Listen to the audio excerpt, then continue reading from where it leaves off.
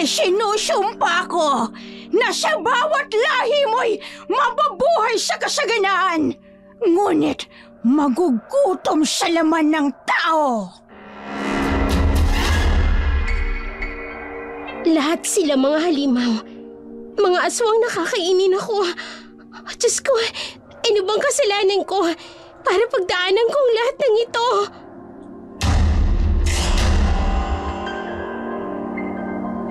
Hindi ko ipapain ang sarili ko sa lugar na alam kong dihado ako. Damay ang apo mo sa pagtanggi mo sa lahat ng gusto ko. Pagsisisihan nilang lahat ang kanilang mga kasalanan. Buhay ng lola mo ang nawala. Sa ating mga tagapakinig, kwento ito ng kanyang kaibigan. 30 taon na ang nakalilipas sa isang baryo ng Visayas. Ipinanganak ang dalagang si Gracia. Nang 17 na siya, napadpad siya sa payak na bayan ng San Martin. Ulila si Gracia. Walang nakaalam kung saan siya galing. Tinawag siyang Binibining Grasa dahil sa pangalan niya at sa kanyang itsura. Madungis at gusgusing dalaga.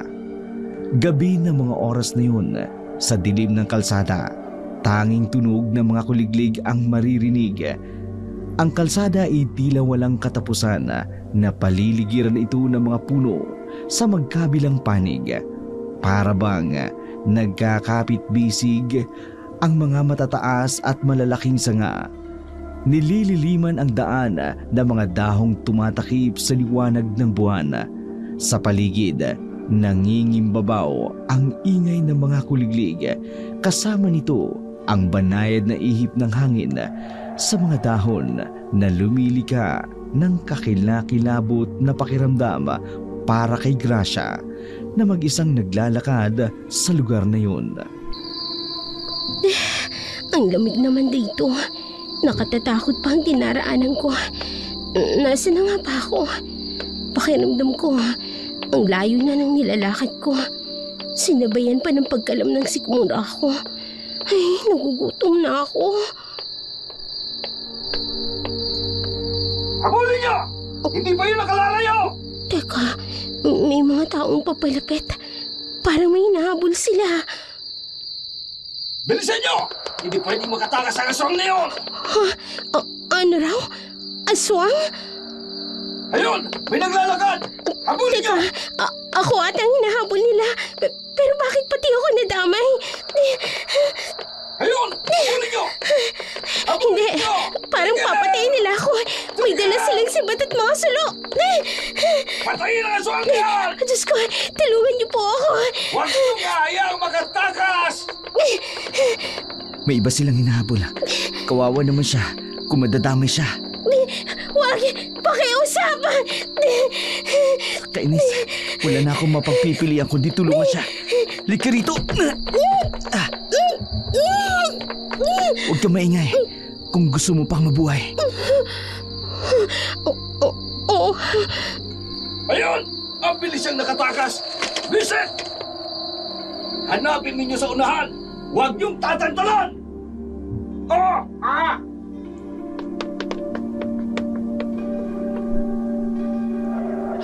Ay, salamat. Wala na sila. Biglang natigilan si Gracia na may humila sa kanya. Napaatras siya at umiwas sa lalaking humablot sa kanya. Kitang-kita niya sa mata nito ang pag-aalala. Teka, bitiwan mo na ako. Gumingay. Di pa sila gaano nakalalayo. Gusto mo bang bumalik sila rito at mahuli ka nila? Sino ka ba? At bakit mo ko hinatak? Isa ka bang kriminal? Hindi Huwag ka matakot sa akin. Hindi naman kita sasaktan. Paano ako maniniwala sa'yo?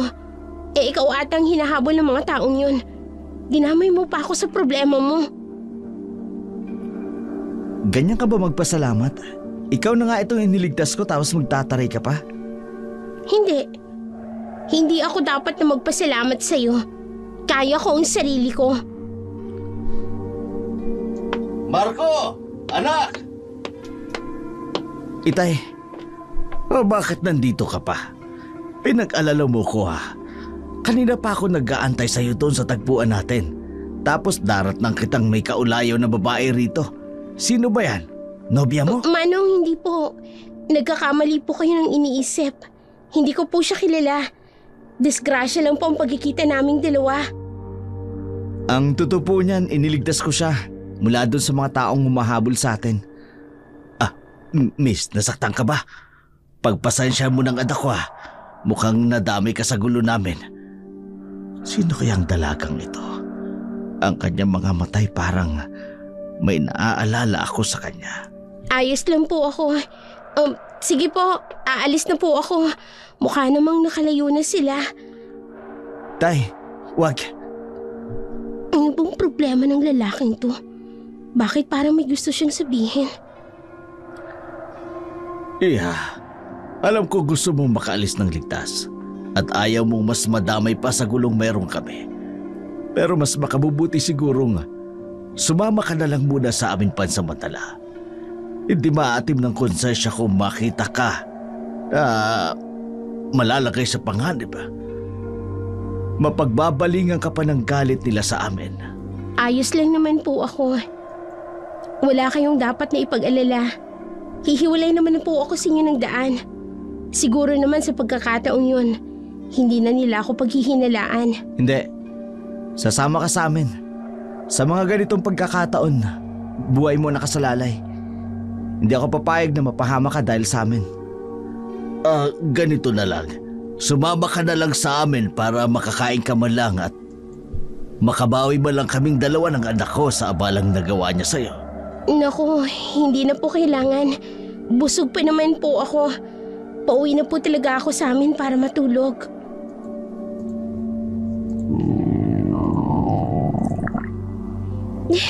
Pahamak naman na tiyan to. Ngayon pa talaga nag-ingay. Busog pala ha? Taliwa sa sinasabi mo ang ingay ng bulati mo dyan sa tiyan mo. Ay, di ka na pwedeng tumanggi. Tiyan mo na mismo ang sumagot. Sasama ka sa amin sa ayaw at sa gusto mo. Wala nang choice si Gracia kundi sumama sa mag-ama. Habang naglalakad sila, hindi niya maiwasang tingnan ang dalawang lalaki. Naisip niya, bakit kaya hinahabol ng mga taong yun ang dalawang kasama niya? Naalala niya ang sigaw ng isa sa mga lalaki kanina. Ang pagbabanggit nito tungkol sa aswang. Malaking tanong nito sa kanyang isipan. Paano magiging aswang ang mga taong kasama niya? Normal lang naman ang mga itsura at ang mga kilos nito. Matagal silang naglakad hanggang makarating sila sa isang malaking palayan. Hindi na ito maayos at para bang nakalimutan na. Tumingin si Gracia sa dulo ng palayan at nakita niya ang mga puno. Kung hindi niya titingnan ng masinsinan, hindi niya makikita ang lumang bahay na nakatayo sa gitna ng mga puno. Napansin ni Marco na namangha si Gracia sa nakita niya. Malamang nagtataka ka kung bakit mapuno ang lugar na ito. Ha? Hindi naman. Kakaiba lang kasi sa karaniwang bahay na nakikita ko. Marco, pagdating sa loob, puntahan mo kaagad ang iyong ina. At pagkatapos maghanda ka na makakain natin. Opo, itay. Tara na. Sumunod ka sa akin. Sige. Bakit ba pakiramdam ko mali ang pagsama ko sa bahay nila? Nay! Nandito na po kami! May dala po kaming pagkain! May nanay pala siya. Ano kayang nangyari sa kanya? At nagkaganyan siya. Nagagawa nila itong iwang mag-isa? Mabuti hindi ito natatakot. Nay, may bisita po tayo. Kaya lang, huwag kang masyadong makulit ha. Baka bigla siyang umalis. Makulit? Paano mangungulit ang isang tulad niyang imbalido na hindi makakilos?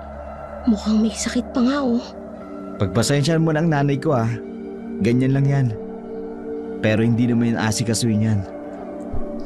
Gawin mo na lang kung anong gusto mong gawin. Siya na rin bahala sa sarili niya. Pwede ba yun? Mukhang may sakit siya tapos Hindi man lang nila inaasikaso. Maupo ka muna dyan, miss. Ah. Nako, kanina ka pa namin kasama pero hanggang ngayon, hindi pa rin tayo ganap na magkakilala. Ako nga pala si Marco. Ikaw, anong pangalan mo? Gracia, iyon na lang ang itawag mo sa akin. Gracia. Bakit yun yung pangalan mo? Dahil ba sa itsura mo? Siguro. Kawawa ka naman. Pinangalanan ka ng ibang mga tao dahil sa itsura mo. Para namang hindi bagay sa'yo. Biglang nahiya si Gracia sa kanyang sarili. Ngayon lang niya naalala ang kanyang itsura. Sa kabila ng tensyon, pagkamangha at pagkagutom, hindi niya na naisip na pwedeng mandiri sa kanya ang mga kasama niya. Pero sa halip na layuan siya, isinama pa siya sa bahay ng mga ito. Marco! Silipin mo nga kung may tubig sa batya natin sa banyo. Kung wala mag-igib ka sa balon. Para saan po itay? Gagamit ka ba ng banyo? Hindi. Pero ang dalagang kasama natin ang gagamit. Iha! Halika, sumunod ka sa akin.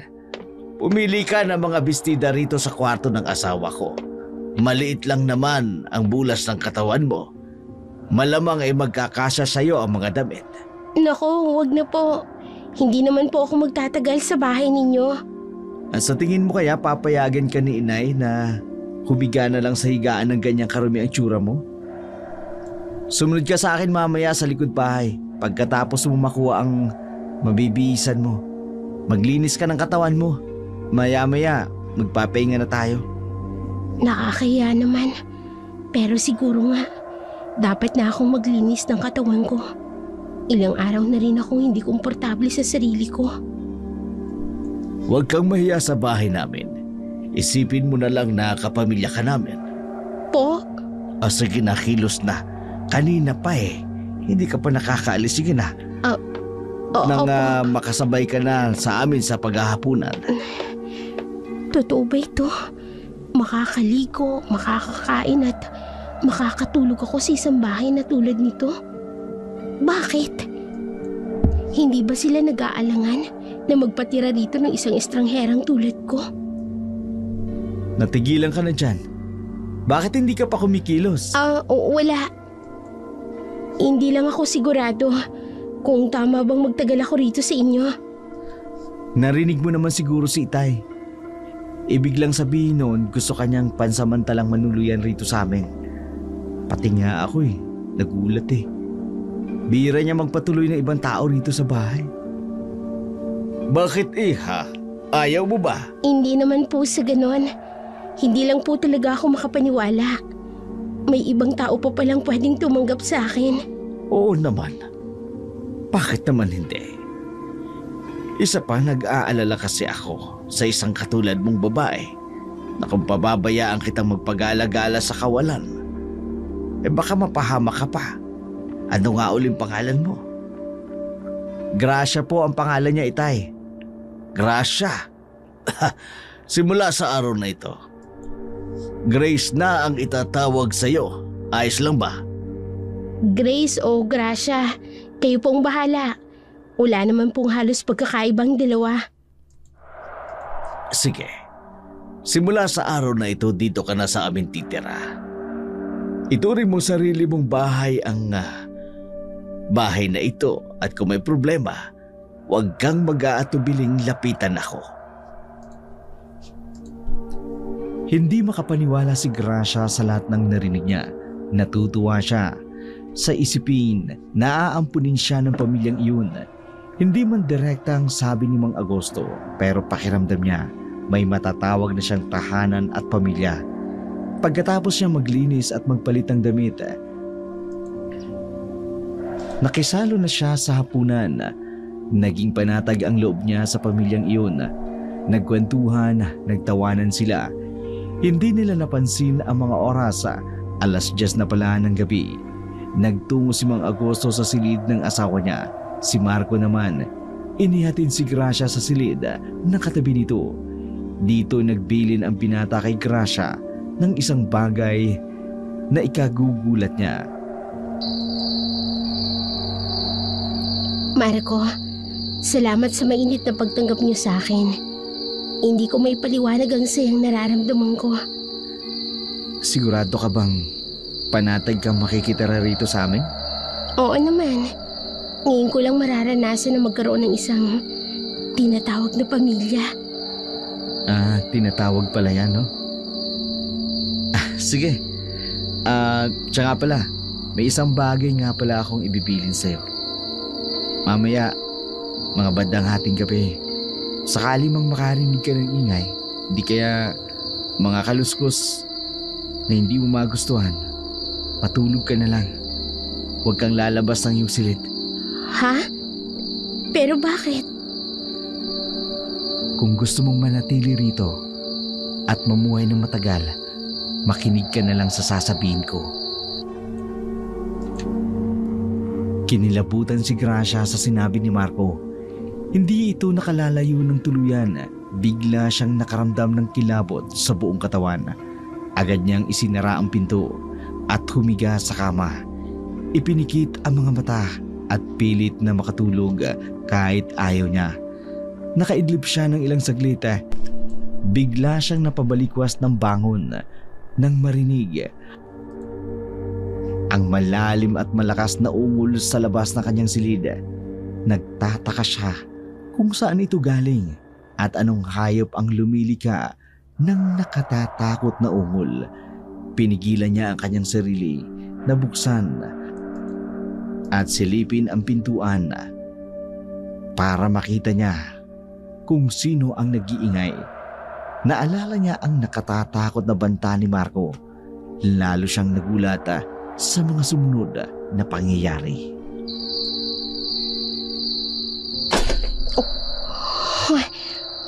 Ano yun? Parang may bukong bumagsak.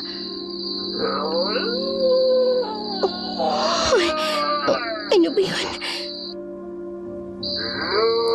Ang lakas ng mga ungol. Diyos ko, sa anong klaseng nilalamba nagagaling ang ingay niyan? Pilit niyang binaliwala ang ingay na kanyang narinig.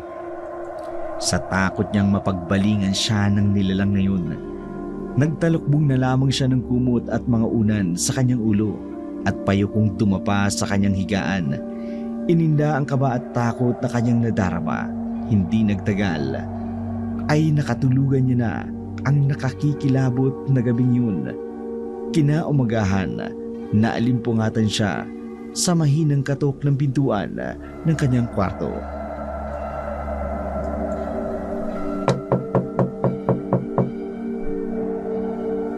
Grace! Gising na, umaga na! Oo, andyan na. Totoo kaya yung nangyari kagabi? Bakit parang sa kanila, normal lang ang lahat? Kamusta ang pagtulog mo? Matapos mo akong takutin ng pagbabanta mo, tatanungin mo ako ng ganyan? Oh, bakit ba? Binibiro lang naman kita kagabi, naniwala ka naman pala. Sige nga, paano kung hindi maniniwala sa pagbabanta mo? Ang lakas at nakakatakot yung mga ungol na narinig ko kagabi. Pagkatapos may kalubog pa mismo sa bubungan ng higaan ko. Ipaliwanag mo nga sa akin kung ano ang mga kalabog na yun. Nakarinig ka talaga ng ganon? Oo. Tapos ipapaliwanag ko, hindi ko nga narinig. Wala yun, guni-guni mo lang yun lahat. Binibiro lang talaga kita kagabi. Paano kasi itinanim mo sa isip mo kaya yun? Kung anong narinig mo kagabi. At ginawa mo pa talaga akong sinungaling. Marco! Anak! Ano ba yan? Ang aga-aga nakikipag-away ka sa bisita natin. Ito kasing si Grace, may narinig daw po kagabi na ingay. Sabi ko sa kanya, guni-guni niya lang yun. Tapos nagalit na sa akin. O baka naman kasi umiral ang kalokohan mo. Biniro mo na naman. Imposible pong guni-guni ko lang yun. Iyong kalabog po sa bubong ng kwarto. Hindi po biro ang bigat ng pagkakabagsak niya. Kung ako sa'yo, Iha, pumunta ka na sa kusina. Kakain na tayo at abalahin mo na lang ang sarili mo sa ibang gawain dito sa bahay. Huwag ka nang masyadong magtuon ng pansin sa kung ano-ano mang kababalakang narinig mo. Pero... Ops, huwag ka na makulit.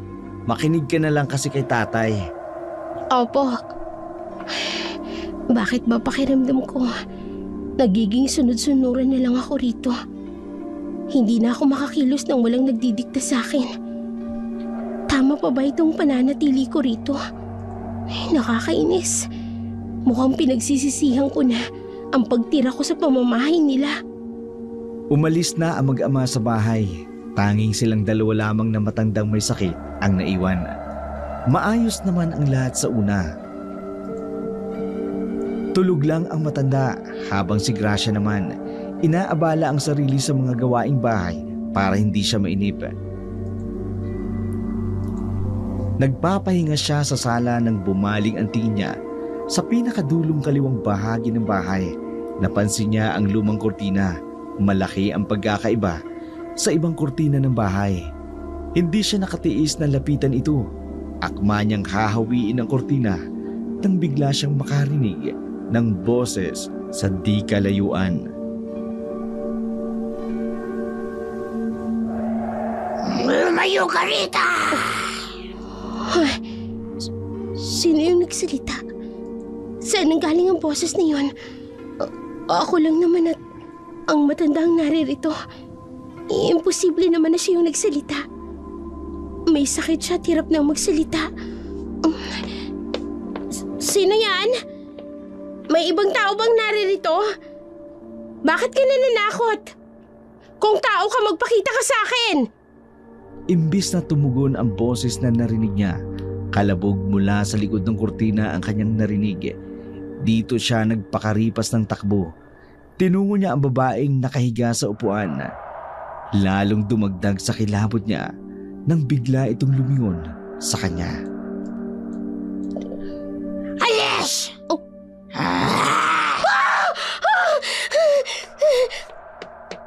Hoy! Ano nangyayari? Bakit ka sumisigaw? Ang nanay mo, nilingon ako at biglang nagsalita. Ha?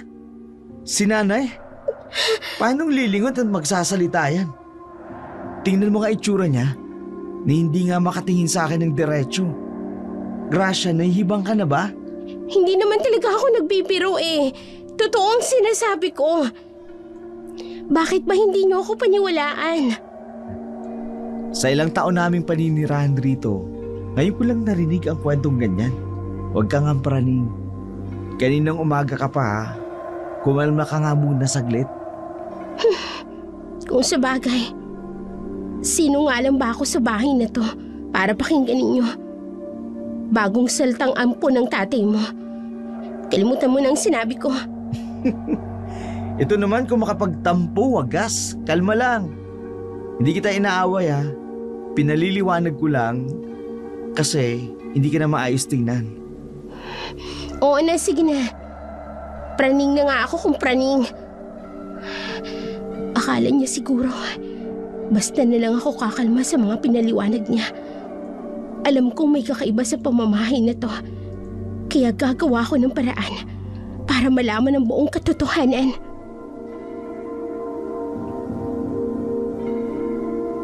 Inakala ni Marco na hindi na muling makikialam si Gracia sa mga kakaibang bagay na napansin niya sa kanilang bahay. Kaya kinagabihan, itinuloy niya ang planong imbestigahan ang bahay. Maghahating gabi na nang maalimpungatan siya sa malakas na ungol na narinig. Dahan-dahan siyang lumabas ng pinto. Pinakiramdaman ang paligid at marahang humakbang. Ingat na lumika ng ingay sa sahig. Pumunta siya sa kurtinang tinakbuhan niya kanina.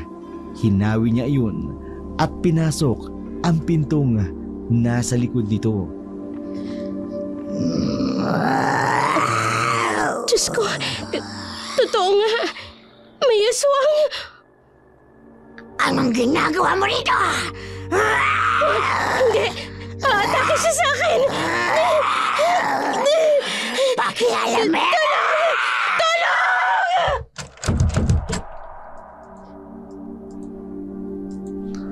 Takot na takot siyang lumabas ng silid. Hinila niya ang pinto at pinipigil na mabuksan ng nilalang ang hawak niyang pinto. Pero malakas ang nilalang. Tuluyan itong nahila at nabuksan ang pinto. Napaupo na lamang siya sa sahig. Paatras siyang lumayo sa papalapit na halimaw.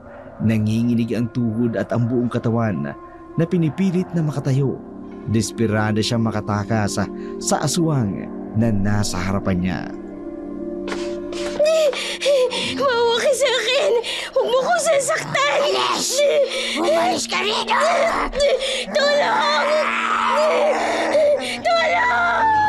Tumigil ka! Asin! Napapasok ako sa asin! Alice, umalis na rito. Bumalik ka na sa lungga mo!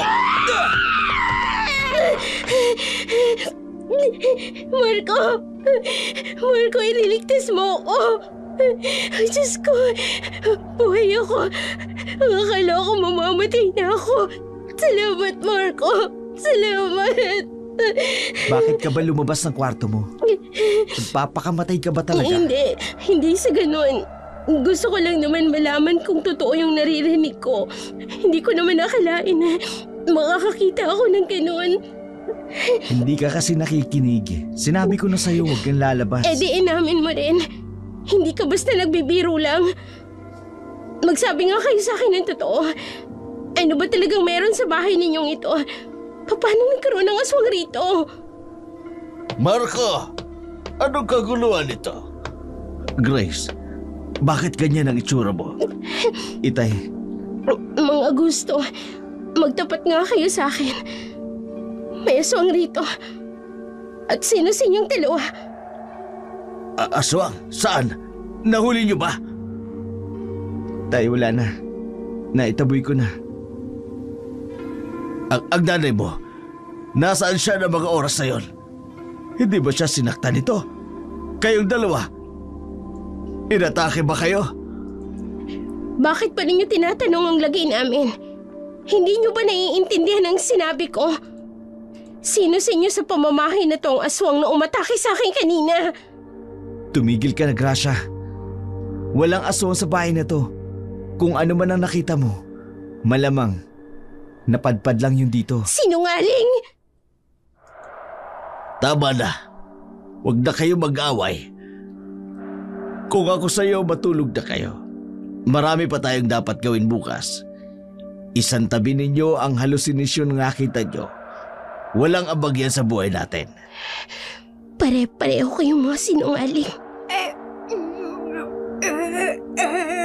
Marco, ang nanay mo. Puntan mo ang kanyang silid. Nagising na siguro siya sa pag-aaway ninyong dalawa. Ayun, tumatawag na. Opo, Itay.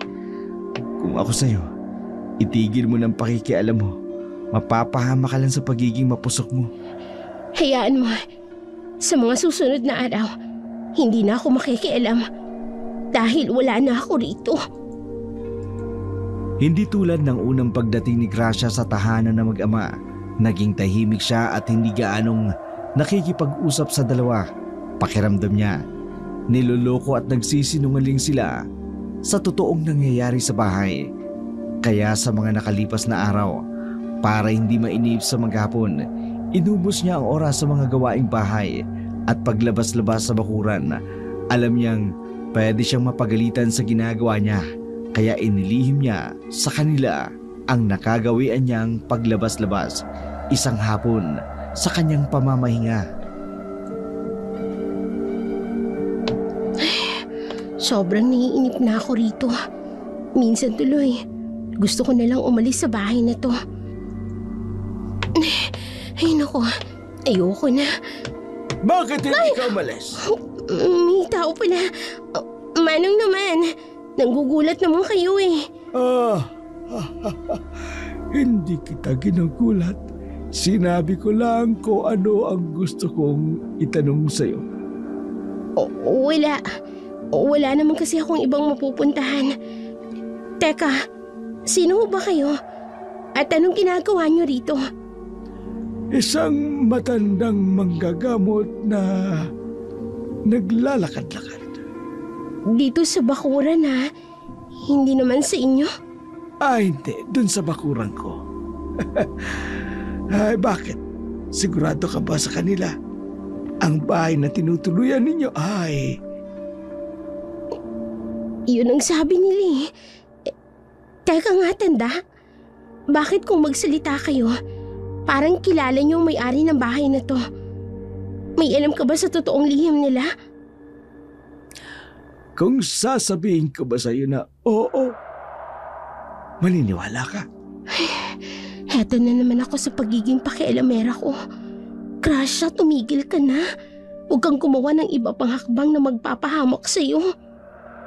Oh, natigilan ka na.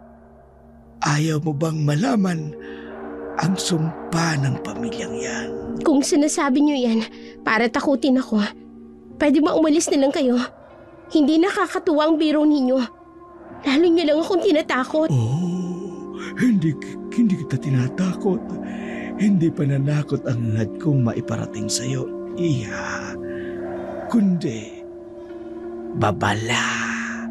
Sa pananatili mo dyan ay sigurado ako sa bandang huli. Malalaman mo, mali ang panunuluyan mo sa bahay na yan. Tama na. Ayoko na makinig. Umalis na kayo. Hindi ko gustong naririnig pa na kahit na anong kasinungalingan. Itigil niyo na ang pagsasalita niyo. Sandali. Hindi mo matatakasan ang kapalaran mo. Tama na sabi. Tahimik. Hindi magtatagal, malalaman mo ang totoo. Oh. Nawala yung matanda. Nawala siya ng parang bula. Diyos ko, anong lugar ba itong napuntahan ko? Papasok na ako sa loob. Habang tumatagal, parami ng parami ang nararanasan ko sa bahay na to. Dala ng kanyang sobrang takot, hindi niya napansin. Napunta na pala siya sa pinakalikurang bahagi ng bahay. Nakita niya isang maliit na buteka na nakatayo rito. Nakadugtong ito sa pinakalikod na kwarto ng bahay na kung hindi siya nagkakamali, ito ang kwarto ng mag-asawa.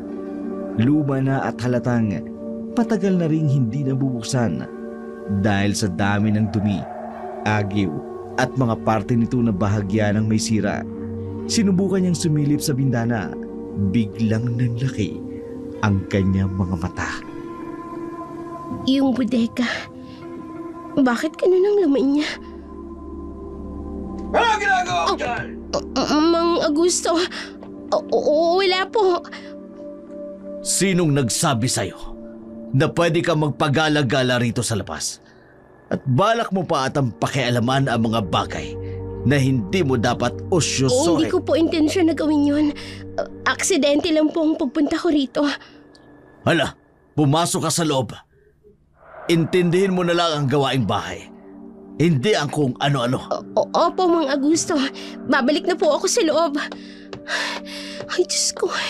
Ngayon ko lang siya nakita na ganun kaseryoso. Bakit ba? Ano pa bang malalang lihim ang meron sa kwartong yun para magalit siya ng ganun? Oh, Grace. Saan ka galing? Wala. Diyan ka na. Anong nangyari doon? Bigla naman akong tinarayan at iniwasan. Marco, anak! Tay, bakit po? Nakabalik na ba si Gracia sa loob? Opo, parang nagdadabog po at natakot. Anong ginawa niyo sa kanya? Wala akong ginawa sa kanya. Tinawag ko lang siya at sinita. Wala? Tapos ganun yung reaksyon niya? Hindi ko alam. Pero mukhang magiging problema natin ang dalagang ito. Ano ba sa tingin mo ang nararapat nating gawin? Tay naman, bakit akong tinatanong niyo? Di ba kayo ang nagdesisyong isama siya rito? Huwag niyong ibalik sa akin ang isipin yan. Kung pinagsisisihan mo na ang desisyon mo, edi magsisi na kayo. Ang totoo dyan, hindi ako sigurado. Pero may kutob ako. Siya ang tanging magiging susi natin para matapos ang problema natin. Siya? Itay naman, sigurado ba kayo? Isang pulubi lang ang babaeng yan ang dinampot natin. Paano mangyayari yun? Ang mga mata niya,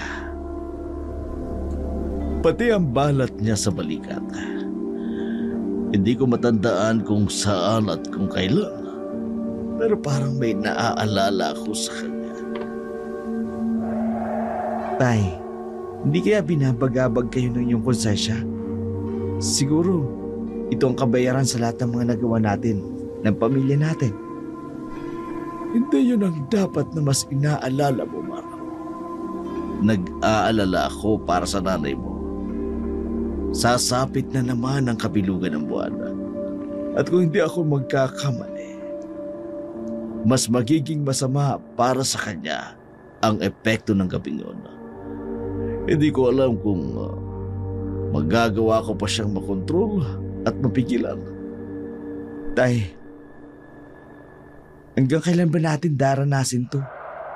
Nahihirapan na ako mamuhay sa kadiliman. Sobrang tagal na. Parehas lamang tayo, anak. Parehas lang tayo. Katulad ng mga lumipas na mga gabi, panay pa rin ang pag-ungol ng mga halimaw sa loob ng kabahayan nila Marco. Pero kakaiba ang gabing iyon. Mas nakakikilabot para sa kanya ang kanyang mga naririnig. Kung noon ay isa lamang ang kanyang naririnig, ngayon parang mas marami pa. Umaalingaw-ngaw sa bawat sulok ng kabahayan ang kilabot na hatid ng mga malalakas na kaluskus na iyon. Hindi tuloy mawari ng dalaga kung saan susuot para lang maiwasan na marinig ang mga ingay na iyon. Tama na! Manahimik na kayo! Hindi ko na kayang lahat ng mga naririnig ko. Pakiramdam ko, napapalibutan na ako ng mga halimaw. Hindi lang isang naririnig ko. Diyos ko, iligtas niyo ako sa impyernong lugar na to. Ang pintuan ko, pilit niyang binubuksan. Ako talaga ang porterya nila. Saan ako dito pupunta?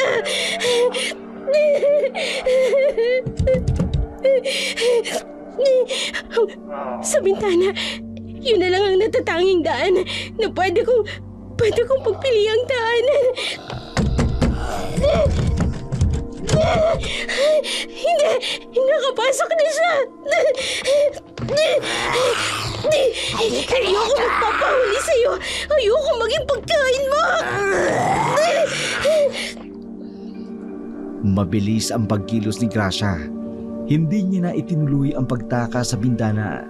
Umiwas na lamang siya sa pag-atake ng aswang at tumakbo sa may pintuan. Tumalili sa maliit na siwang sa gilid. Nagalusan pa ang binti at braso niya ng mga kahoy na nabuhal sa sirang pintuan. Sa pagkahanap niya ng kwartong pagtataguan, nakita niya ang isa pang aswang sa di kalayuan na kumakain sa sulok. Isa pang malakas na ungol ang narinig niya sa labas ng bahay. Doon niya nakumpirma na napalilibutan siya ng mga aswang. Agad niyang tinakbo ang kaisa-isang kwartong nakabukas ang pinto. Isinarado niya ito at naghanap ng pwedeng taguan sa loob. Naalala niya ang buteka na nakadugtong sa kwarto ni Mang Augusto. Doon siya dumiretso at nagtago. Hinihintay niyang humupa ang ingay sa labas. Lumipas pa ang ilang oras hanggang mag-uumaga na. Hindi niya napansin na nakatulog na pala siya sa isang sulok.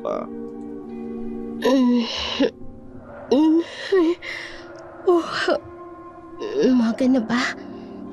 Siguro madaling araw pa lang. Medyo maliwanag na ang langit. Mukhang sisikat na din ang araw. Parang ang tahimik ng paligid. Umalis na kaya sila?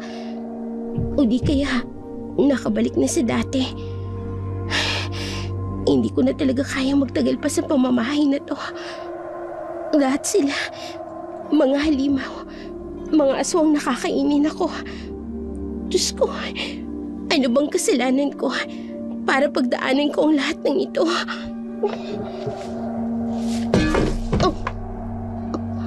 yun? May nahulog. Ano ba kasing nasa ibabaw ng lamesang ito? Oh. Ha? Mga larawan? Sino to? At bakit parang ang dami ata? Teka, may nakadikit sa pader. Parang mapa. Hindi ito basta mapa lang. Parang blueprint ng isang lupain at plano. Bakit merong ganito rito? Oh, may taong papasok sa kwarto. Baka tumuloy siya rito. Kailangan ko magtago. Marco! Marco, nasaan ka ba? Itay! Nandito ako. Bakit po ba? Umalis ba si Grace? Hindi ko siya makita. Hindi ko po alam. Nasira ni nanay ang kwarto niya. Malamang natakot yun. At kung saan pumunta. Sinasabi ko na nga ba, mapapahamak tayo sa babae na yun. Kinakabahan ako. Baka kung ipagkalat niya sa ibang tao ang nakita niya rito sa atin kagabi. Subukan niya lang gawin yun. Ako mismo ang magpapatahimik sa kanya. Sige na, tulungan mo na ang nanay mo. Sigurado ako marami na siyang natamong sugat. Subukan kong kausapin ang babaeng yun sa labas. Mapapahamak tayo kapag hindi ka agad natin nakita ang babaeng yun. Opo, sige po. Mag-iingat ka. Baka may taga-nayon ang makakita sa'yo sa labas. Diyos ko, hindi nila ako hahayaan pang mabuhay. Oras na makita nila ako, kailangan ko makalayo rito. Hahanap ako ng daan palabas. Oh, teka, sandali lang. Sino to? Ang babae sa larawan. Parang pamilyar siya sa akin. Kukunin ko ito. Saka ko naiisipin kung sino siya. Sa ngayon, kailangan ko nang makaalis rito. Hahanapin ko ang matandang lalaking nakausap ko nung nakaraan. Marahil alam niya ang lihim ng pamilyang ito. Aalamin ko kung bakit may ganito sa bodegang ito at kung bakit nagiging aswang ang mga nakatira sa pamamahay na to. Naganap ng ibang paraan si Gracia para makalabas ng bodega. Kung dadaan siya sa pinto ng kwarto ni Mang Augusto, sigurado makikita siya nito at manganganib ang kanyang buhay. Sa pinakasulok ng bodega, nakita niya ang isang bahagi nito. Sinubukan niyang baklasin ang mga kahoy na nakapako doon, dahan-dahan at unti-unti lang para hindi nila marinig ang ginagawa niya. Nang makita niya na huling kahoy ang nakakabit na lang ay sinipa niya na ito ng malakas. Tumalsik ito sa lupa. Bigla siyang kinabahan. Alam niyang napalakas ang sipa niya at malamang ay maririnig ito ni Marco. Agad niyang inilusot sa butas ang payat niyang katawan. Ininda niya ang pagbukas muli ng mga sugat sa braso at sa kanyang binti na natamo niya kinagabihan. Hindi panahon para indahin ang mga iyon. Kailangan niya ng makalayo. Papalayo na siya ng bodega nang makita siya ni Marco. Gracia! Tumigil ka! Hindi. Nakita niya ako. Diyos ko, papatayin niya ako. Hindi niya ako pwedeng maabutan rito. Grace, sandali lang! Huwag kang tumakas, makinig ka sa akin! Hindi! Ayoko! Makinig ka! Grace! Binilisan ni Grace ang pagtakbo. Alam kasi niyang makahabol siya ng binata kung gugustuhin nito. Ngayon pa, nakumpirma niya ang tunay nilang mga katauhan. Hindi napansin ni Gracia. Napapasok na siya sa kasukalan ng gubat nang biglang may humila sa kanyang braso. Tinakpan ang kanyang bibig at niyakap ang buo niyang katawan. Huwag ka papalag kung gusto mo pang mabuhay.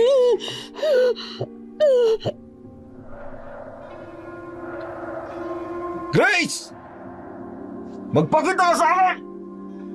Hindi ka pwedeng basta na lamang umalis! Grace! Bumalik ka rito! Diyos ko, kahit hindi ko nakikita ang itsura niya, dinig na dinig kong galit sa boses niya. Dito ka lang. Ako ang lalabas.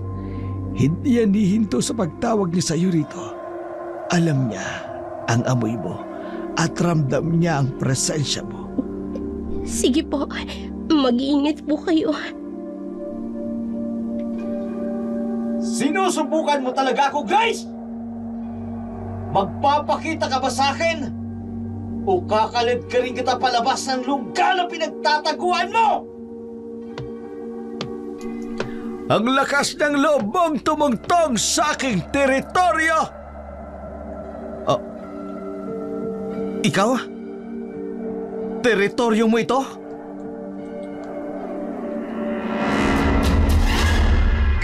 Oo! Teritoryo ko nga ito. Bakit bigla kang nagulat? Hindi mo ramdam kung maling lugar nga ang tinatapakan mo? Nakakainis.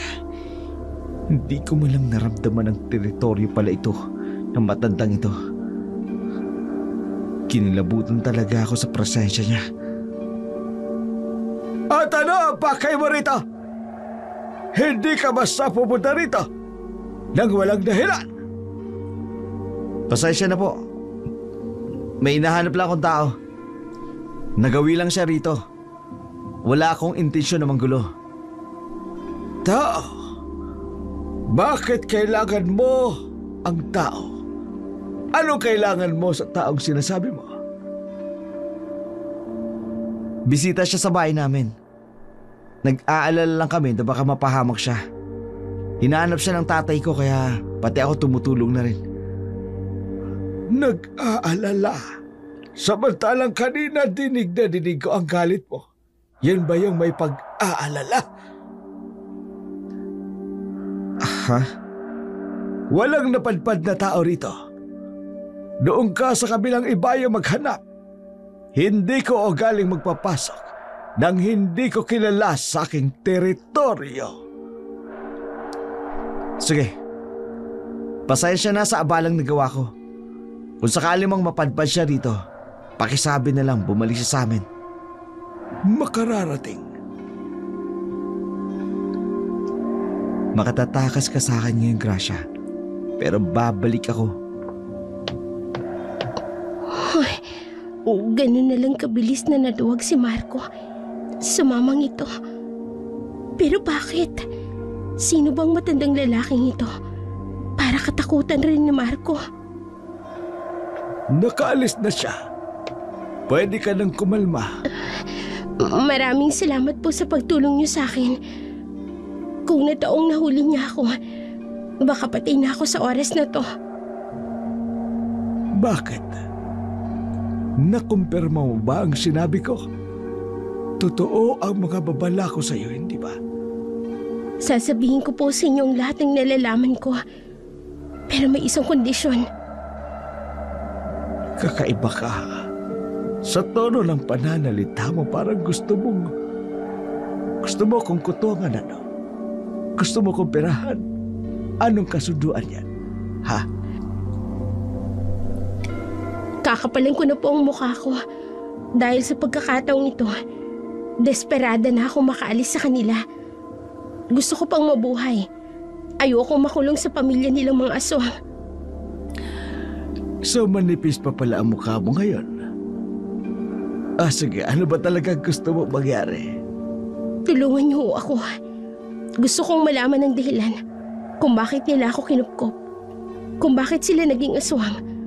At kung bakit apektado ako sa larawang ito na nakuha ko.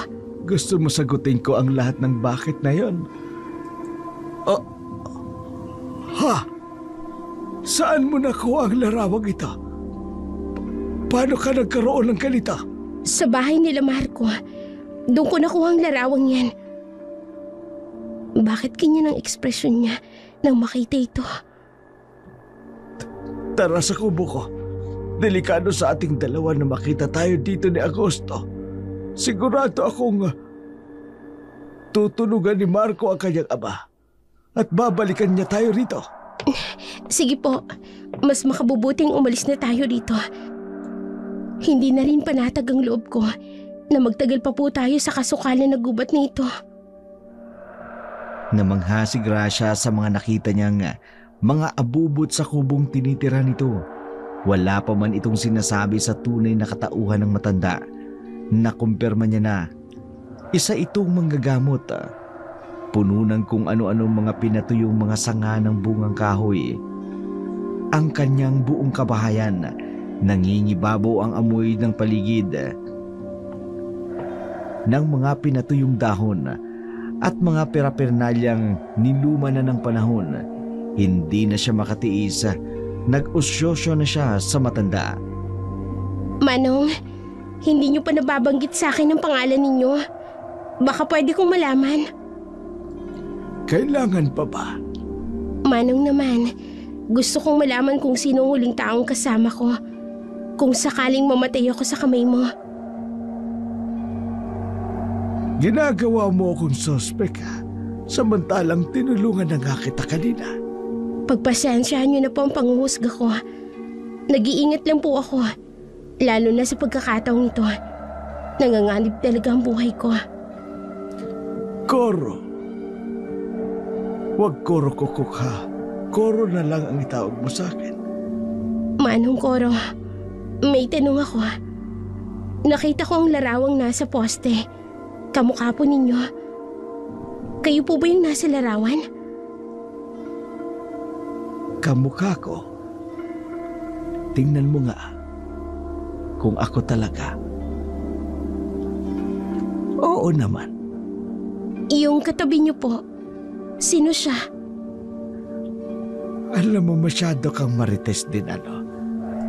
Marami kang napapansin. Ang mabuti pa kumain ka na lang muna.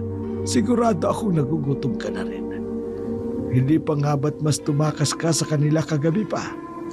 Opo. Sige. Pagkatapos ay magpahinga ka muna. Sige po. Bakit pakiramdam ko? Umiiwas si Manong na pag-usapan ng larawang yon. Hindi kaya may masamang nangyari sa babaeng kasama niya. Kaya ayaw niya itong pag-usapan. Yung babae sa litrato. Parang pamilyar sa akin. Nakita ko na siya kung saan. Hindi ko lang sigurado kung kailan yon. Alam ko may umaandar sa isip niya. May tamang pagkakataon para sa mga bagay na gumugulo sa iyo. Kung ako sa iyo, hayaan mo na munang makapagpahinga ang katawan mo at isipin. Baka hindi mo kayanin o hindi kayanin ng katawan mo ang lahat ng malalaman. Oras na mapunta ang usapan sa nais mong matuklasan. Sige po, Manong. Matapos kumain, napaupo si Gracia sa bangkong malapit sa lamesa. Inasikaso naman ni Koro ang kanilang pinagkainan. Bago ito umalis para maghugasa, iniwanan niyang nakasindi ang isang liwanag ng boteng may kakaibang hugis. Maging ang kulay ng tubig na nakalagay rito. Binilinan siya ng matanda na babalik kaagad. Naaamoy niya ang usok na nagbumula sa bote. Nakaramdam siya ng kakaibang usok mula rito. Tumungo siya sa lamesa. Ilang saglit pa napapikit na ang kanyang mga mata at hindi alam ng dalaga. Bago pa man tumalikod si Mang Koro sa kanyang kinauupuan, nagsambit na ito ng isang maikling panalangin. Aya! Apo ko! Ay, nasan ka na ba? Lola! Nandito po ako sa Pilapil! Anong ginagawa mo dyan? Pumarinig ka nga! Naglalaro po ako Mamaya lang po! Hindi pwede! Hindi ka pa nga nag-aalmusal. Nandiyan ka na agad sa labas at naglalaro. Tara, kumain na tayo. Oo na po! Susunod na po! Si Lola talaga, napaka-stricto.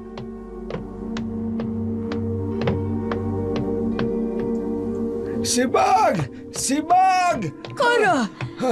Ay, ano bang problema? Bakit ba humahangos ka? Sibag, halika rito. May importante akong sasabihin sa'yo. Lola, niligpit ko na po yung mga laruan ko. Kakain na po ako. Aya, pumasok ka na sa kusina. Nakahanda ng pagkain mo. Kumain ka na lang mag-isa at may pag-uusapan kami ng tiyo Koro mo. Opo. Ang kulo naman ni Lola. Sabi niya kakain na kami. Tapos ngayon, pagsusuluhin niya ako. Kumikilos na ang pamilya Quezon. Binibili nila ang lahat ng lupain rito sa San Martin. Ikaw ba'y nakausap na nila? Hindi. At wala akong balak na makipag-usap sa kanila. Kung bibigyan ka ng ganito, papayag ka ba? Ano yan? Suhol? Ha, Koro, bakit ka may hawak niyan? At kailan ka pa naging bayarang tao ng pamilyang yan? Ito'y tulong raw. At kung sakaling pumayag ka, personal ka na lang nakakausapin. Kakausapin o tatakutin? Magsabi ka nga sa akin ng totoo. Nagpapagamit ka na ba sa mga taong yon? Nasaan ang dignidad mo, ha, Koro? Ibinenta mo na ba pati kaluluwa mo sa kanila, ha? Hindi. Ano sa tingin mong ginagawa mo? Koro naman, kung may halaga pa sa'yo ang pagkakaibigan natin, o di kaya naman ang pagiging guro ko sa'yo, itigil mo na yung ginagawa mo at isauli mo na sa kanila ang perang binigay nila sa'yo. Patawarin mo ko, ha. Hindi ako nakapag-isip ng tama. Hayaan mo gagawin ko ang sinasabi mo. At meron pa akong isang babala sa'yo. Kalat na sa bayan ng patayan at pagbabanta sa mga may-ari ng lupain dito sa San Martin. At meron akong kutob na ito'y kagagawa ng pamilyang yan. Kaya ngayon pa lang, sinasabi ko na sa'yo, dadana kang dugo rito sa ating bayan at hinding-hindi ako papayag na mangyari to. Teka, anong gagawin mo? Huwag mong sabihin na kikilos ka na mag-isa. Si Mang, mapapahama ka. Paano kung mahuli ka nila at baka kung may gawin silang hindi maganda sa'yo? Kung mapapahama ka, paano ang apo mo? Anong gusto mong gawin ko? Manahimik lang sa tabi at hahayaan sila sa gusto nilang mangyari? Kararating lang nila rito sa San Martin. Pero kung umasta sila, ay parang sila nang nagmamay-ari ng buong bayan. Kaya nga si Baga, huwag ka nang makialam. Hayaan na lang natin ang otoridad ang kumilos. Hindi titigil ang pamilyang Guanzon na makuha ang lahat ng lupain dito. Nabili na nila ang halos kalahati ng lupain sa San Martin at ang isusunod nila, ang lupain ko. Ikaw ba? Naibenta mo na rin ba ang lupa mo?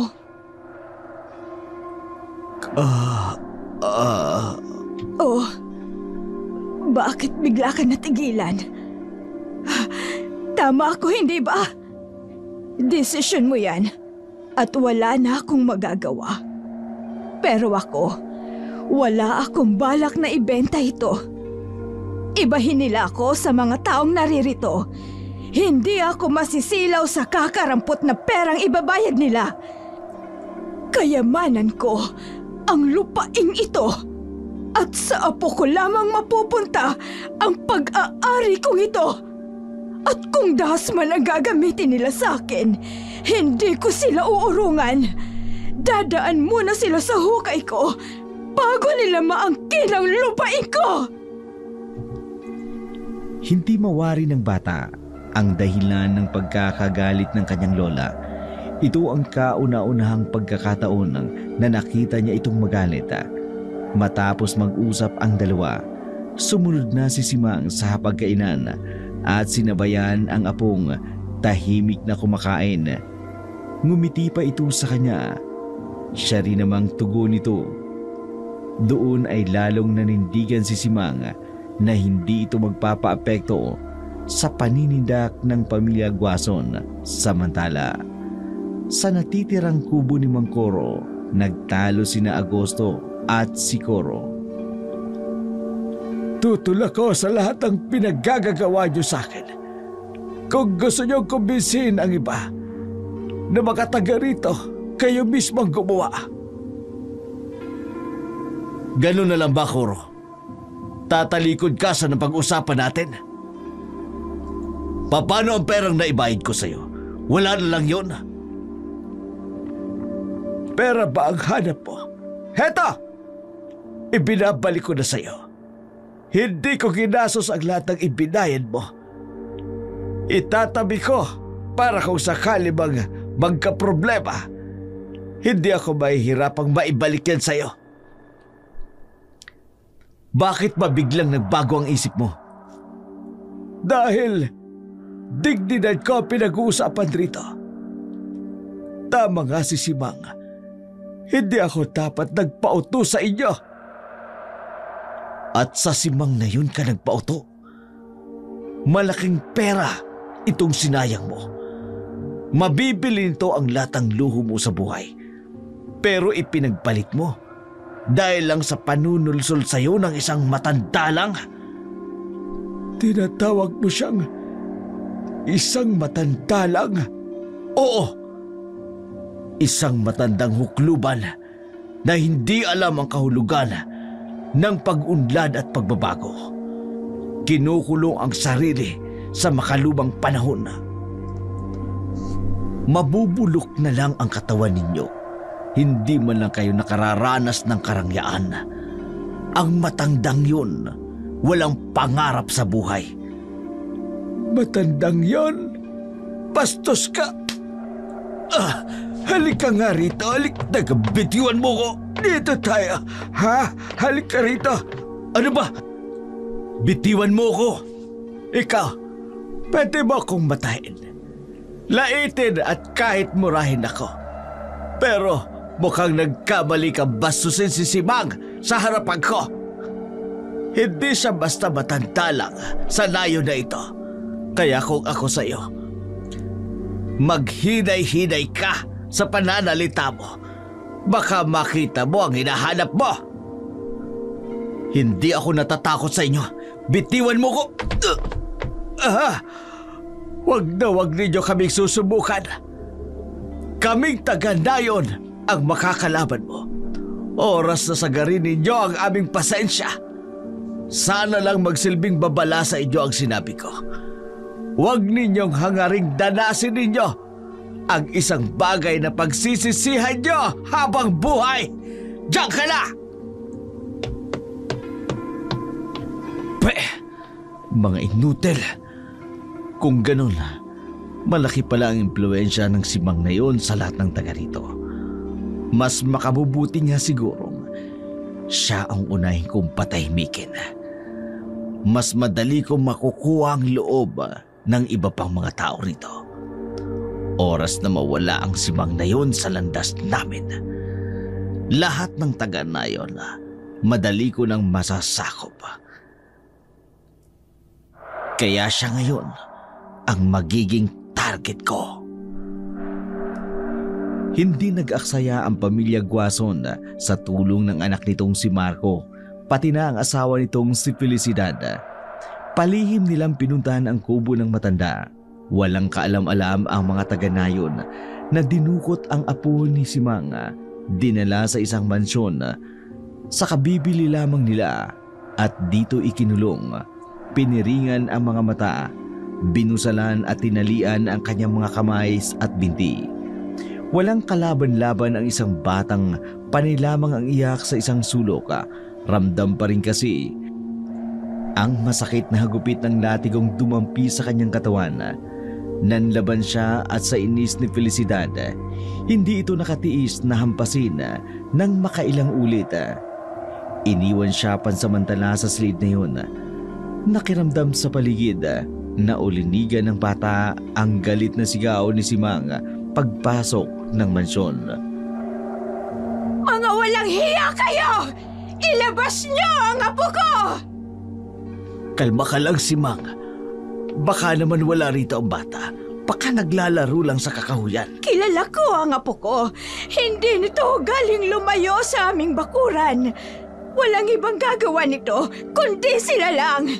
Amoy na amoy ko ang samyo ng aking apo sa pamamahay na to. Ayoko na talagang pumalik rito. Pero dahil sa apo mo, sinamahan kita. Pero Simang, huwag kang gagawa dito ng gulo. Nag-aalala ako na gagawin mo yon. Mas nag-aalala ako sa apo ko. Sigurado akong panay na ang iyak ng batang yon. Agosto! Lumabas ka riyan! Magpakita ka sa akin! Ilabas mo ang apo ko!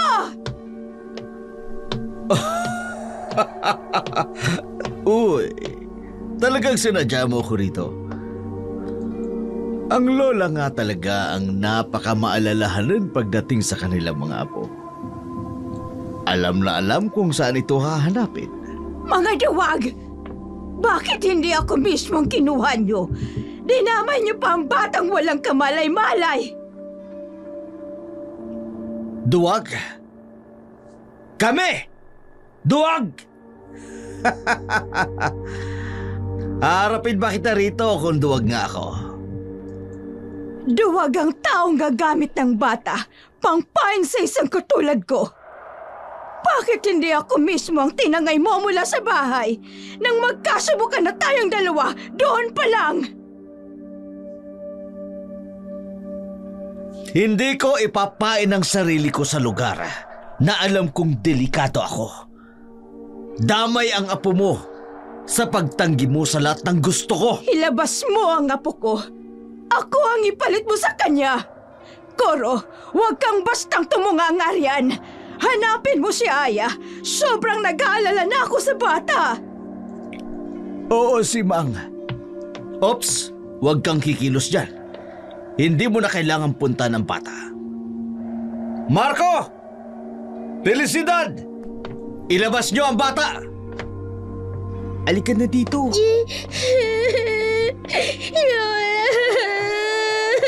Diyos ko, anong ginawa niyo sa apo ko? Mga walang hiya kayo! Nasaan ang nanay mo? Bakit ikaw ang naglabas sa kanya? Hindi ko po alam. Malamang po pag-alagala na naman sa gilid ng bahay. Lola, tulungan niyo po ako. Talagang sinasagad niyo ang galit ko. Apo ko pa talaga ang kinanti niyo. Mararanasan niyo ang galit ko. Hindi. Bakit bigla siyang nagkakaganyan? Tay, anong klase siyang nilalang? Oh, Diyos ko. Simang, maghunos dili ka. Hindi mo pwedeng ipakita ang totoo mong anyo. Mapapahama kayo pati ang apo mo. Wala akong mapagpipilian. Hindi ko makontrol ang galit ko sa mga taong ito. Marco, kumilos ka na. Mamamatay ka kung wala tayong gagawin. Pero paano? Wala akong alam sa ganito. Koro, ilayo mo na rito ang apo ko. Oo, Aya, takbo! Bitiwan niyo po ako. Lola! Aray ko, tinapakan ako. Bumalik ka rito! Halika rito! Bisit, ang bilis niyong nakalapit. Aray, hindi ako makahinga. Binalaan ko na kayo. Huwag na huwag niyong gagalitin ang isang katulad ko! Mawawala na ako ng hininga. Tatapusin ko na kayo para hindi na niyo makuha ang lupain dito sa San Martin. Sakim kayo sa kayamanan at sa ari-arian ng mga taong tulad namin. Wala kayong awa. Sarili niyo lang ang iniisip niyo. katapusan na namin. Mamamatay na kayong dalawa! Tama na yan! Masama ang ginagawa mo! Sibag, sinasaway ka na ng apo mo. Itigil mo na yan. Umalis na tayo. Umalis na kayo! Iwan niyo na ako! Tatapusin ko pa ang kaibangan ng pamilyang ito! Iwan niyo na ako! Ayokong makita ng apo ko ang lahat ng ginagawa ko! Itay! Anak!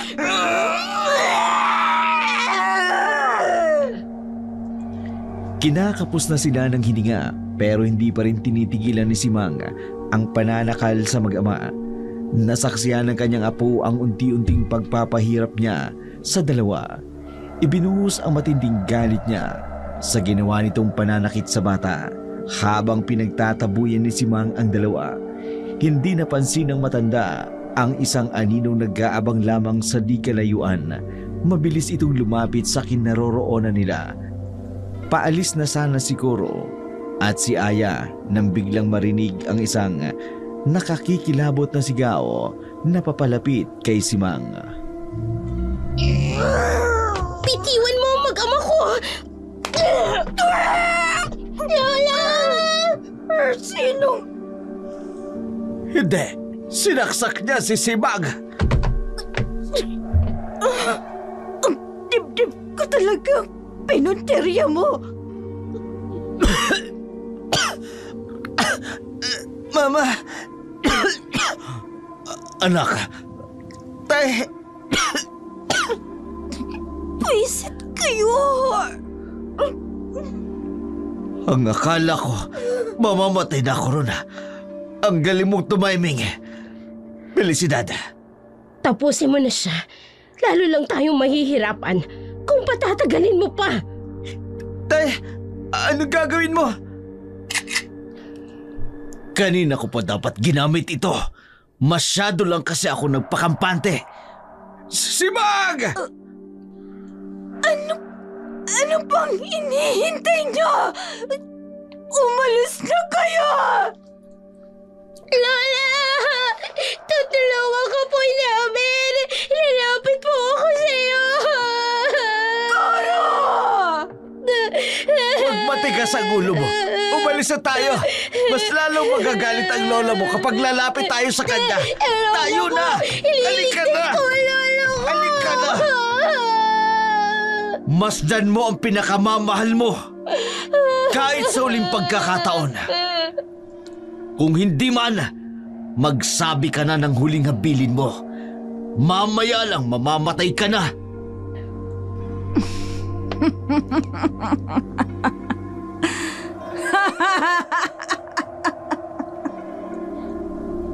Pagsisisihan mo ang binigay mo sa aking pagkakataong ito. Sigurado akong pagdudusahan niyo to panghabang buhay! Tay, ano pang hinihintay niyo? Isinusumpa ko na sa bawat lahi mo'y mabubuhay sa kasaganaan. Ngunit magugutom sa laman ng tao! Paputukan mo na siya! At ang sumpang daranasin, hindi basta maaaring mabali! Itigil mo yung sinasabi mo! Maliban lang kung handang mag-alay ng buhay ang isang taong Titigil lang siya kung patay na yung matandang yan! nagtataglay rin ng dugo na nagsumpa tumahimik ka! sa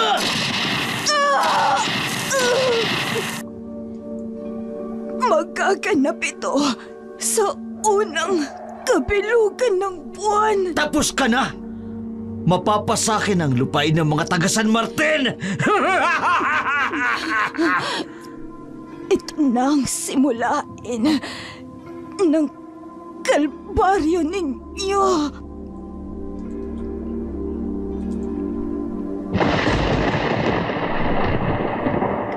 Hanggang sa muli, Koro! ako po si Miss Winnie na buong pusong Iganti mo nagpapasalamat sa inyong walang sawang kanila. pakikinig. Mukuro, putokin ang baril. Ang lolo ko, balikan natin ang lolo ko. Iligtas natin siya. Tumigil ka. Mapapahamak tayo kung gagawin natin ang gusto mo. Ilalayo kita rito sa ayaw man at sa gusto mo. Lola! Lola! Matapos ang insidente yun, isinagawa na ng pamilya Guason na isa-isang angkinin ang lupain ng mga taga San Martin. Pinatay ang mga taong tumanggi sa kanilang kagustuhan at walang habas na kinakamkam ang kanilang lupain na nakukuha. Naging masaya sila sa kanilang tagumpay, pero kapalit ng lahat ng kanilang nagawa ay ang pagsasakatuparan ng sumpa. Sa unang kabilugan ng buwan, nagsimula ang kalbaryo ng pamilya. Parang umaalingaw-ngaw sa kapaligiran ni Gracia ang hinagpis ng mga taong pinahihirapan nila Agosto. Maging ang nakatatakot na pagsambit ni Simang ng sumpa sa pamilya. Hindi napigilan na mapaiyak ng husto ni Gracia sa kanyang pagkakatulog. Lalong muli na naalala niya ang sinapit ng matandang si Simang. Lola! Gracia, Iha! Iha, gumising ka! Gracia! Mangkuro, Ayos ka lang ba? Bakit umiiyak ka? Anong nangyari sa'yo? Mangkuro, panaginip. Isang napakasamang panaginip. Oo. Narinig ko lang na umiiyak ka. Bakit ba? Pero parang totoong lahat ng mga nakita ko. Bigla rin bumalik ang mga alaala ko. Ngayon ko na mas naiintindihan ang lahat. Kung bakit bigla kong naisip kunin ang larawang ito. Dahil kilala ko siya. Kilalang kilala ko ang matandang babaeng nasa larawang ito. Ha? Anong... Hindi kita maintindihan. Ano bang sinasabi mo? Bago ko ipaliwanag, sagutin niyo muna ang tanong ko. Kilala niyo rin ba ang babaeng ito? Itong nasa larawan. At ang larawan ng babaeng kasama niyo sa nakasabit sa inyong poste. Iisa lang ba sila? Akin na. Ipaliliwanag ko sa'yo. Saan mo nga ito nakuha? Nakuha ko ito sa bodega ng pinagtataguan ko nung magkagulo sa bahay ni na Marco. At may iba pang kasamang larawang ito doon sa bodega.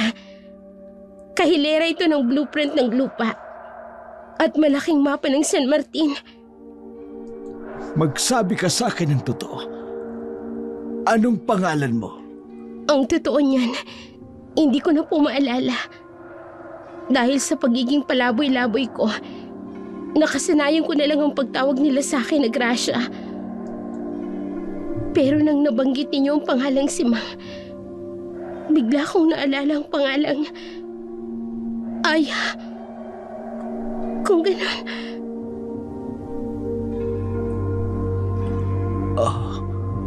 Diyos ko. Aya? Ikaw nga ba yan? Hindi ako makapaniwala. Ako po si Aya. At lola kong nasa litratong ito. Oo, ikaw nga. Akala ko'y patay ka na dahil bigla kang nawala. Hinanap kita kung saan-saan. Saan ka ba nagpunta? Mangkuro, hindi ko na gaanong matandaan. Ang tanging naaalala ko, nung lumayas ako sa iyong kubo, bigla akong dinukot at dinala ko sa kabundukan. Simula noon, nagpalaboy-laboy na ako sa kung saan-saan. Hanggang sinapadpad ako sa isang nayon. At doon ako napulot ng mag-amang Augusto at Marco. At dinala ko rito sa San Martin. Salamat sa Diyos at nakita na kita. Simang. Salamat. Kasama ko na ang apo mo. Wala ka nang dapat ipag-alala. Mangkuro, May gusto po akong malaman. Bakit may ekis ang larawan ni Lola? Pati ang mga larawang ng mga taong naroroon sa bodega. Anong ibig sabihin nito? Anong kaugnayan ng larawang yun sa blueprint ng mapa na nakita ko sa kwartong yun? Kung ganun, natuklasan mo na ang matagal na lihim ng pamilya Quazon.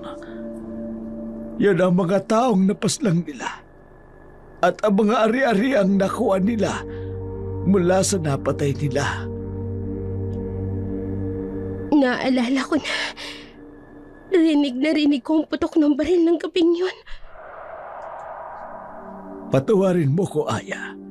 Kung hindi natin nagawang balikan noon ang lola mo, ngayon natagpuan na kita. Pwede na natin silang singilin sa lahat ng ginawa nila kay Sibang.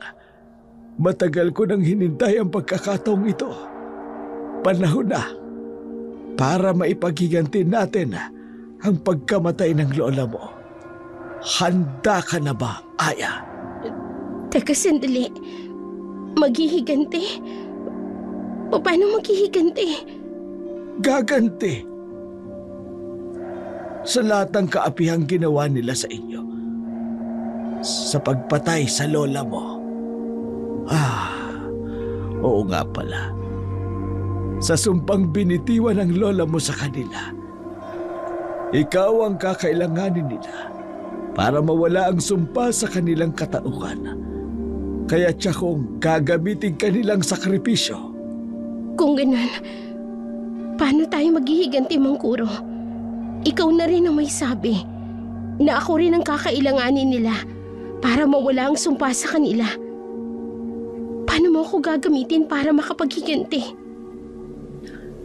Ipinangako ko sa bangkay ng iyong lola na ibabalik ko sa lahat ang mga taga San Martin ang lahat ng lupang nakuha nila. Ikaw rin mismo ang gagamitin ko para pagsisihan nila ang lahat ng kanilang mga kasalanan. Buhay ng lola mo ang nawala.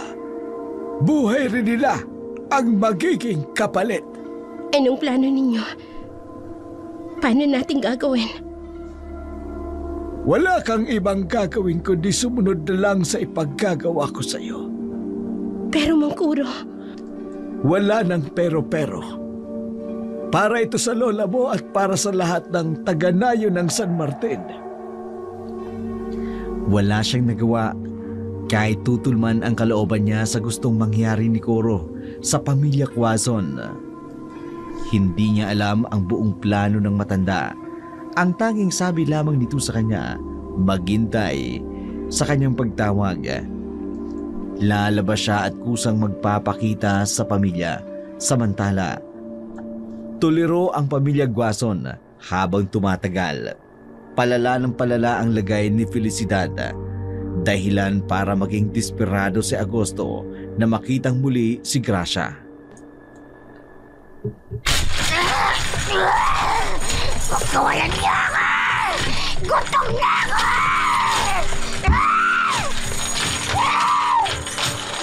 Itay, si nanay, habang tumatagal palala ng palala ang katawan niya. Hindi na siya makabalik sa pagbabagong anyo niya. Hindi niya alam kung ano gagawin. Ano gagawin natin para mapigilan siya? Bisit, saan lupalop ba nahanapin ang dalagang yun? Bakit mo hinahanap ang babaeng yun? Si nanay ang isipin niyo, tulungan niyo ako! Mas mahalagang makita si Gracia. Kailangan natin siyang makita. Hindi na babalik yun. Nakita niya na ang tunay na katauhan natin. Si Raulo lang kung ipapahamak niya pa ang buhay niya para lang mamuhay siyang kasama natin. Hindi mo ko naiintindihan. Si Gracia lang ang natatangi nating paraan para makabalik sa dati ang ating katauhan. Nakalimutan mo na ba? Nung gabing isinumpa tayo ng matanda. Sa tagal na nun, hindi ko na maalala.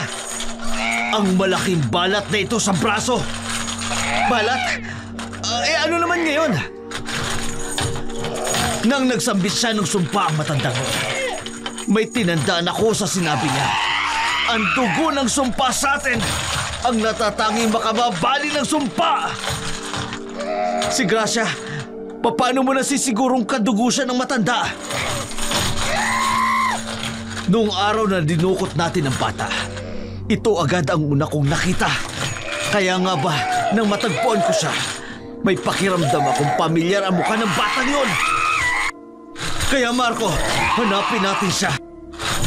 Siya na lang ang natitira nating pag-asa! Kabilugan na ng buwan, nagsisimula ng kumilos si Koro sa di kalayuan. Mag-isang naghahanda ng kanyang ritual. Inobserbahan ang mga tao sa loob ng kabahayan habang patuloy na nagwawala si Felicidad sa loob ng kwarto nito. Siya namang pagbitiw ni Kuro ng malulutong na halakak sa di kalayuan. Lumitaw ito sa kanilang harapan, kasabay ng pag-usok ng botelyang ikinalat niya sa paligid ng kabahayan.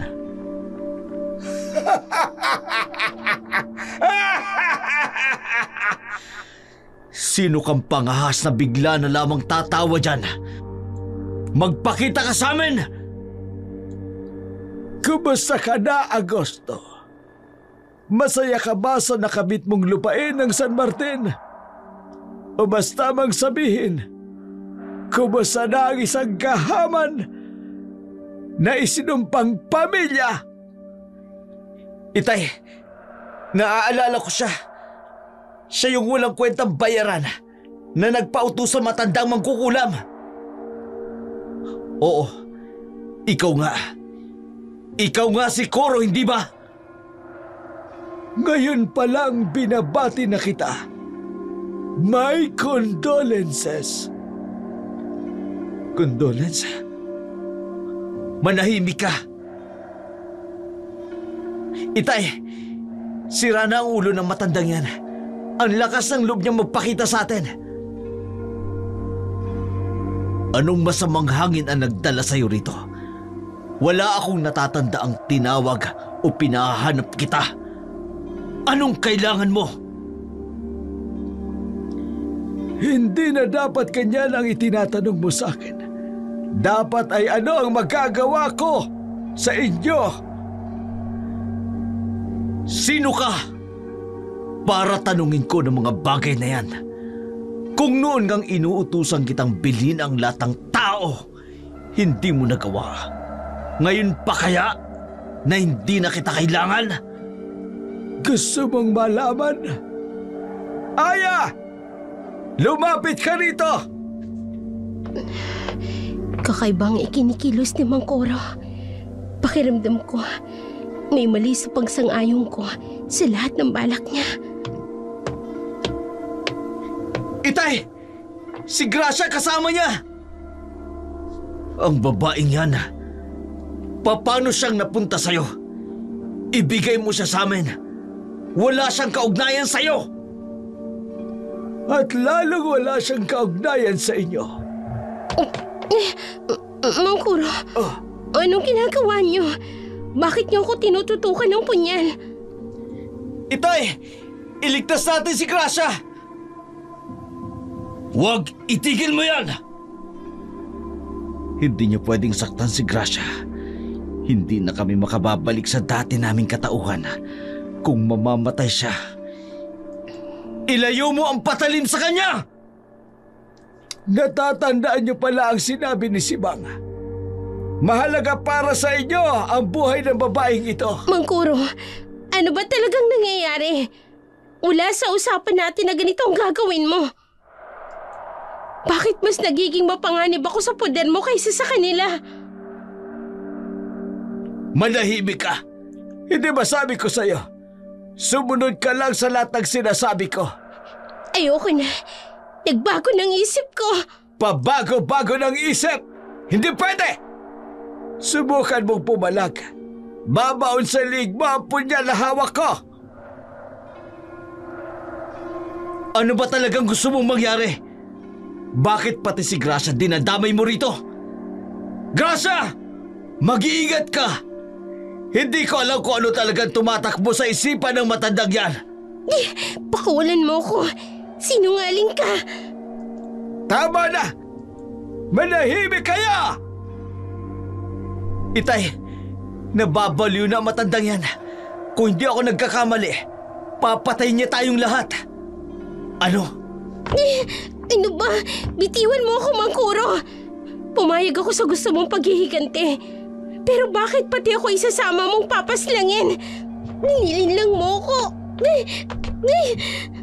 Gracia o Aya, kahit ano pang tawag nila sa'yo, isa lang ang katotohanan. Wala akong mapapala sa paghihiganti ko para sa lola mo. Patawarin mo ko. Pero bigla akong nagising sa katotohanan. Mas makikinabang ako kung mawawala kayong lahat sa landas ko. Naalala kong hawak na nga pala nila ang halos lahat ng lupain ng San Martin. Kung mawawala kayo pati ang babaeng ito, ako ang bagong magmamayari sa buong San Martin. At tungkol naman sa iyo, Aya, hindi ako makukonsensya sa pagkamatay ng lola mo. Lalo na kapag nawala ka. Mawawalang saysay rin naman ang buhay mo. Oras na mamatay ka. O mapatay ka ng pamilyang ito. Nababaliw ka naman, Kuro. Inakala ko mabuti kang tao. Isa ka nga talagang oportunista. Tama lang na nawala ako sa poder mo nung namatay ang lola ko. Baka kung ano pang nagawa mo sa akin. Lalo pat naturuan ka ni lola ng kanyang pangkukulam. Matagal bago ako natauhan. Ilang taon akong naging sunod-sunuran sa lola mo. Inakalang mabibigyan ng kaalaman sa lahat ng kakayahang meron siya. Naging isa ako sa tapat niyang mga mag-aaral. Pero wala rin namang nangyari. Yung hinahangad kong kaalaman, abilidad at kapangyarihan, nawala na parang bula. Kung alam ko lang na gano'n ang magyayari, sana noon pa'y kinuha ko na sa kanyang aklat niya. Pero huli na ang lahat. Sinunog na mga gwanson ang iyong kubo. At wala akong napakinabangan kahit na isa. Sa'yo ko dapat ibubunto ng galit ko. Pagbalik ko sa aking bahay, naglayas ka. Kaya nga kahit malang sa'yo, wala akong napala. Kinasusuklaman kita. Isa kang impostor. Huwag ka sabing pumalag. Pare-pareho kayong mawawala sa landas ka. Itay! Si Gracia! Gumilo si Gracia na walang takot na hawakan ang braso ng matanda at nakipambuno para lamang makawala sa kanya. Si Marco at Augusto naman kumilos na rin. Hinawakan ni Marco ang punyal. Habang nasa likod naman ni Kuro si Augusto, malakas ang matanda pero hindi nagpatinag ang dalawa. Sa pagkakataong ito, nakapagdesisyon ang dalaga. Pipiliin niyang kumampi sa pamilya Guanzon, lalo pat nasa bingit na rin siya ng kamatayan sa poder ni Mang Kuro. Hindi makapaniwala si Gracia sa mga nangyari. Ngayon niya napatunayang mahirap pagtiwala sa mga tao. Hindi mo man alam kung sino ang totoo at kung sino ang mismong papatay sa iyo. Nakawala si Gracia pero kapwa rin nakipambuno si Kuro sa mag-ama. Sa pagpupumilit ni Marco na maagaw ang patalim, bigla na lamang pwersahang bumaon ito sa kanyang tagiliran. Bigla na lang natigilan si Gracia sa pagkabagsak ng katawan ni Marco. Ang tagiliran ko!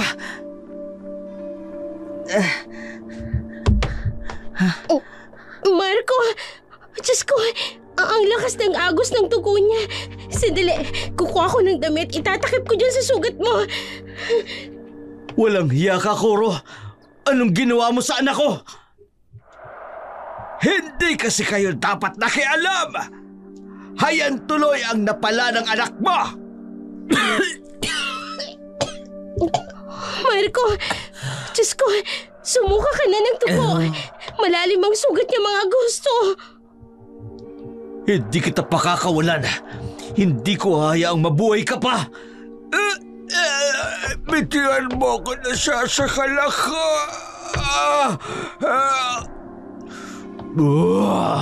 Matagal ako nang pigil na hindi kumain ng lamang loob ng tao. Baka ngayon lang uli, Koro. Pagbabayaran mo ang ginawa mo sa anak ko.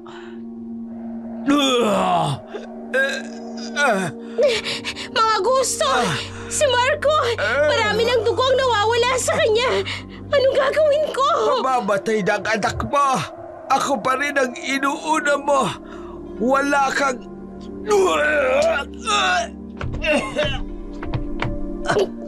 Diyos ko!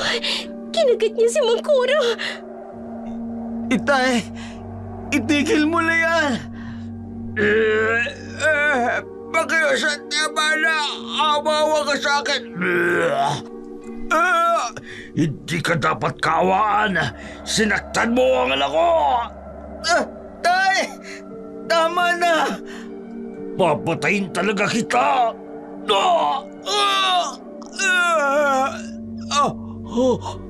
Yan ang dapat sa'yo!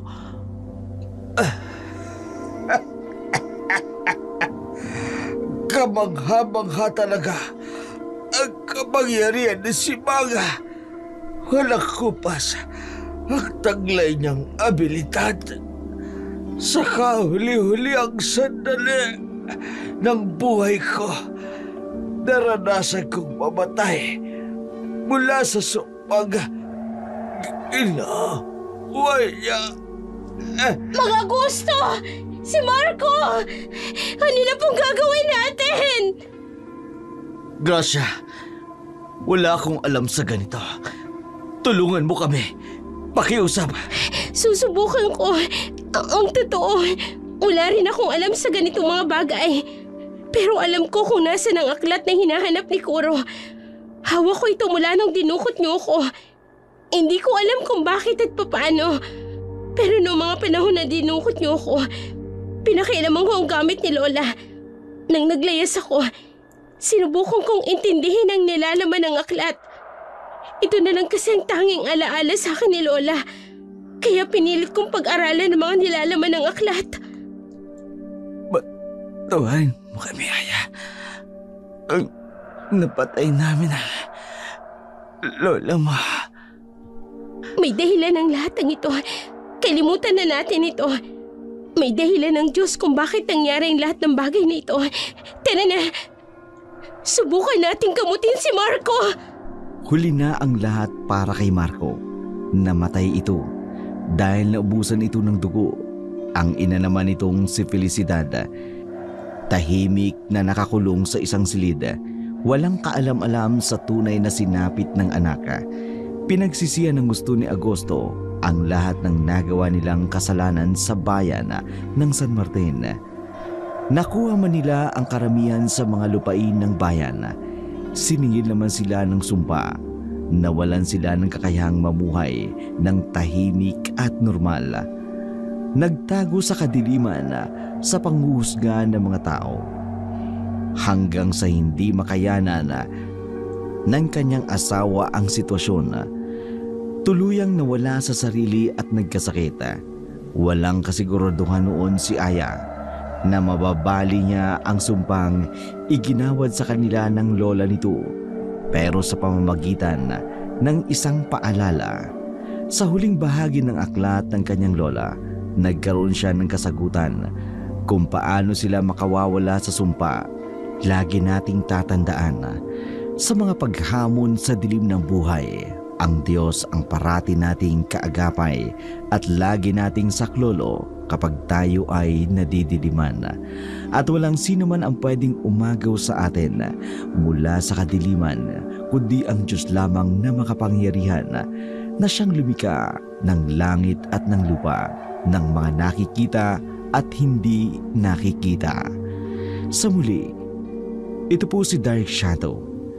At sa buong team ng Oragon Creator, kami po ay buong pusong nagpapasalamat sa inyong walang sawang pagsubaybay. Maraming salamat po dahil sinamahan niyo kami hanggang sa maabot namin ang 100,000 subscriber ng ating YouTube channel na Dark Shadow 101.